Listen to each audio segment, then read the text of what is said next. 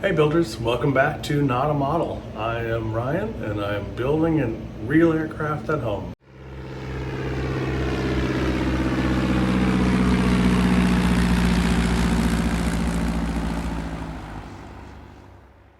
A common question on the forums and Facebook pages and what people ask is, how much space do you really need to build a plane? And the snarky but actually very accurate answer is everything you can devote to it. So realistically, a two-stall garage is about the right minimum size for most people. You'll need less at first, but eventually the parts get quite large, and so you'll need more than that eventually. You'll need to move it to a hangar or something while you bolt the wings on. That won't fit in a two-stall garage.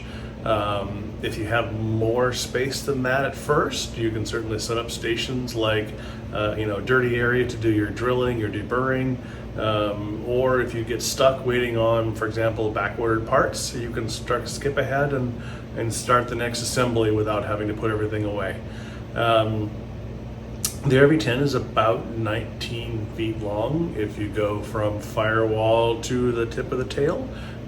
For most two-stall family garages, that's going to be a little bit diagonal in your garage. If you put it front to back, you won't be able to walk around it without opening the garage door. Nobody wants to do that. And then even while you have that in the garage, you need space to put your completed parts. I have my vertical stabilizer, my rudder, my elevators, they're out in a shed in back. That worked for me, but other people have other creative ideas as well. I chose not to do a garage build. Well, I didn't choose. In order to get buy-in from my wife to build this kit, the promise was she could park her car in the garage every night. A reasonable request. So I'm relegated to the basement with air conditioning and bathroom and a big screen TV. Sacrifices, they had to be made. So let's do a quick tour of my shop. We call this Ryan's Airplane Shop. Thank you to my sister-in-law for the sign. So here's my nearly completed horizontal stabilizer hanging on the wall. I say nearly completed because the rear spar is subject to service bulletin number 36 for the hinge brackets. It's just cleat-coated in place. It's not riveted, but the rest of it's built out. It is currently hanging from some eye hooks and cheap ratchet straps. Again, get creative with where you store your parts. Down here, because I am building in the house, I do not want aluminum shavings and sharp things and powder in the living space upstairs. So this is a construction sticky mat you can find online. And think of it like a gigantic lint roller that you go step on. Do a little dance and it cleans off the bottom of your feet or your shoes, whatever you're wearing. Don't go barefoot, you'll regret it. And then as that one pad gets full of debris, you just peel it off and there's another layer underneath. Pretty cool stuff. You're going to need a lot of shelving, not just workspace, but shelving. This is an old bar we weren't using, so turned it around backwards, shoved it against the wall, and it's got some great shelving for a lot of the parts you find are like wide and long, but fairly thin. So thin shelving works out pretty well. You're going to need a lot of workspace for working on things like for benches. What works for you? Maybe you have limited space, so flip down benches are the way to go. I myself have these, they call the EAA benches. You can go online, Google it, you get a plans. When you download the PDF, it is the parts that you need to get from the lumber yard, as well as the lengths to cut everything. The plans call for enough to build 2 of them. I doubled it, I built 4. So behind me I have 2 that are built and pushed up against the wall. And then I have 2 more that float around. They're all on wheels, and I will suggest get good wheels. Don't skimp on the wheels. Get good something with bearings. If you get cheap wheels, they're very wobbly. and you'll regret it.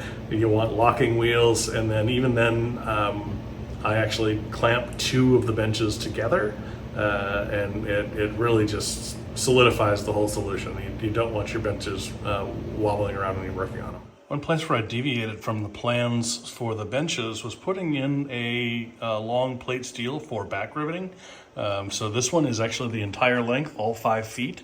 I went with 6 inches wide, and it's the same height, thickness of the plywood. So in my case, I used 5/8. So nice smooth transition from here to here. I also did an overhang of about 1 inch. So you can, clamp things down.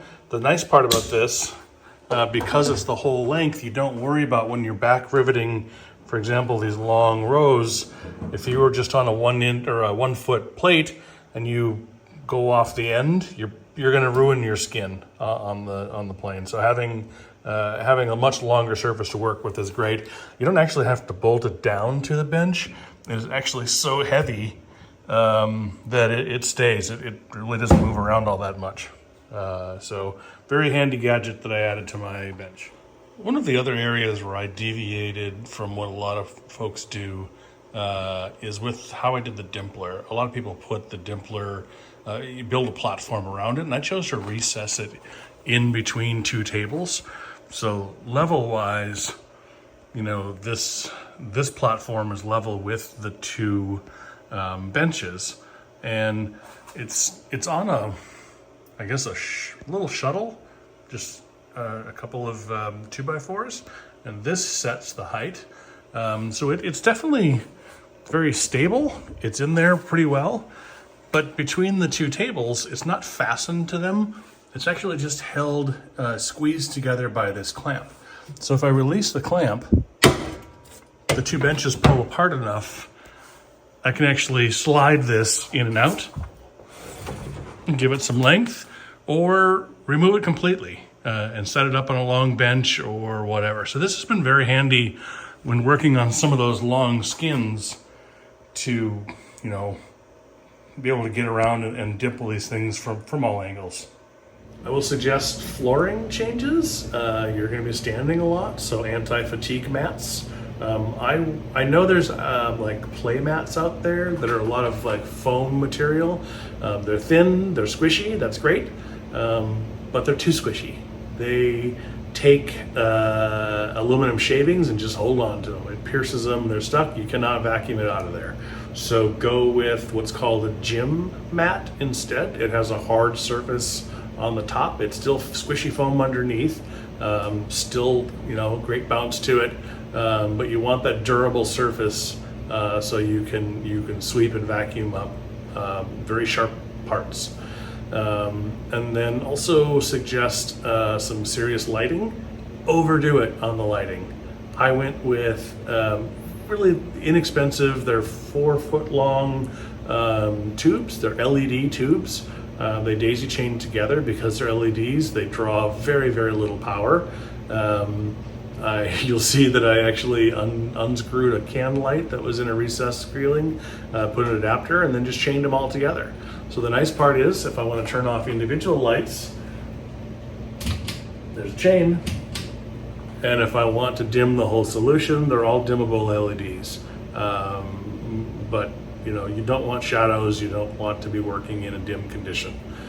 You'll see behind me, I went with metal pegboard, metal hooks to hold all of the tools I frequently use. The bins are also available online with a pegboard. They're easy to stay organized. So here is my Clecos for a certain size. I've got labels on them, and easy to move around. I just take this with me as I'm Clecoing something. The other thing that I did, which was I think pretty cool, is I color coded my rivets with my drill bits. So these are my rivets just in regular spice shaker plastic containers. If you drop them, they don't break. When you're using them, you can just shake out a few rivets as needed. Close the latch every time, otherwise you'll find your air hose tips it over and you spill all your rivets. Ask me how I know. But you'll see orange is set up for my -3s and green for the -4s. That is sized to the drill bits. So I never have a worry that I'm going to drill too big of a hole for too small of a rivet. Makes it easy. You'll see a bench vise. I use the heck out of that constantly. I have these little plastic pieces that they're held together with magnets. They're held to the vice grip by magnets, and that is handy to not like shred your part as you're holding it. Here is my computer workstation section. This is where I do my real job, my IT job, my daily job, as well as where I watch videos, produce videos, and do really all my research. This patio door is where my whole kit has to be able to come in and out of. Thankfully, the door comes off fairly easily, and the extra glass comes off fairly easily. So I know I can get my fuselage in and out of here.